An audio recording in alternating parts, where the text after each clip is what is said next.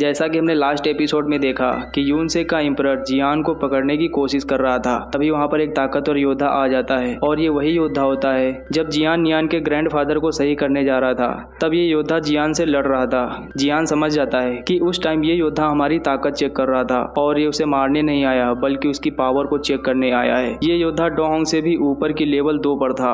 अब ये योद्धा यूनसे के एम्परर से कहता है, मैं जियान को लेने आया हूँ, लेकिन वो कहता है मैं इसे नहीं जाने दूंगा, क्योंकि उसे अब अपने पर्सनल बदले भी जियान से पूरे करने हैं। तभी इन दोनों में बहस बहुत ज्यादा बढ़ जाती है। इनकी बहस इतनी ज्यादा बढ़ जाती है कि ये दोनों अपने अपने हथियार निकाल लेते हैं। अब यूनसे का एम्परर अपने सभी आदमियों को एनर्जी इकट्ठा करने को कहता है और वो अपनी सारी की सारी एनर्जी इकट्ठा करके साइडोमैन पर छोड़ देते हैं। साइडोमैन तो बच जाता है, लेकिन फिर वो अपना साइडो क्रिएट करके एम्परर पर अटैक कर देता है। इन दोनों में लंबे समय तक फाइट चलती है। इसके बाद यूनसे का एम्परर बहुत बुरी तरह से घायल हो जाता है। अब उसे समझ आ जाता है कि वह उनसे हारेगा ही हारेगा, मगर उसे अपने यूनसे की इज्जत बचानी थी। वो एक बांसुरी बजाता है, जिससे सब बहुत ज़्यादा आश्चर्य हो जाते हैं, क्योंकि ये जान चुके हैं बांसुरी बजाकर ये अपने पुराने सेक मास्टर को बुला रहा है। वो बहुत ज़्यादा पावरफुल है और उसके सामने कोई भी नहीं टिक पाता है। तभी हम यूजी को देखते हैं, जो किसी का पीछा करते हुए जा रही थी। वो बांसुरी की आवाज़ सुनकर रुक जाती है, क्योंकि उसे भी पता चल जाता है कि किसी ने पुराने सेक मास्टर को बुलाया है।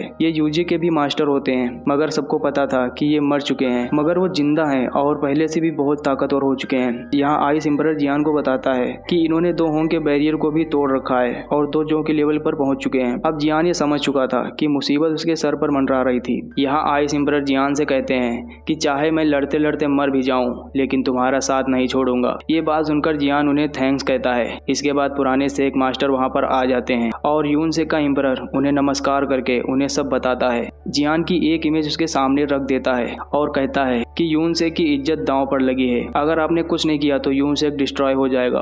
अब वो जियान को देखता है और पास ही खड़े आइस एम्परर को भी देखता है और उससे कहता है कि तुम अभी तक मरे नहीं, क्यून मेडुसा ने अभी तक तुमको मारा नहीं। तभी आइस एम्परर कहता है कि तुम्हारे बुढ़ापे ने अभी तक तुम्हें मारा नहीं क्या। तब पुराना सेक मास्टर जियान की तरफ देखता है। जियान उसे नमस्कार करता है और जियान के मैनर्स को देखकर खुश हो जाता है। तभी पुराना सेक मास्टर जियान से कहता है कि क्या अभी जो यूनसे के एम्परर ने कहा वो सच है। ये सुनकर जियान सिर्फ इतना कहता है, हमें सब पता है कि आप यूनसे के एम्परर पर कितना विश्वास करते हैं, इसीलिए मैं कुछ भी कहूँगा सब आपको मिथ लगेगा। ये सुनकर पुराना सेक मास्टर कहता है कि गलती चाहे किसी की भी हो, लेकिन अब बात यूनसे की इज्जत की है और यूनसे की इज्जत बचाना जरूरी है, जिस वजह से अब तुम बाहर नहीं जा सकते।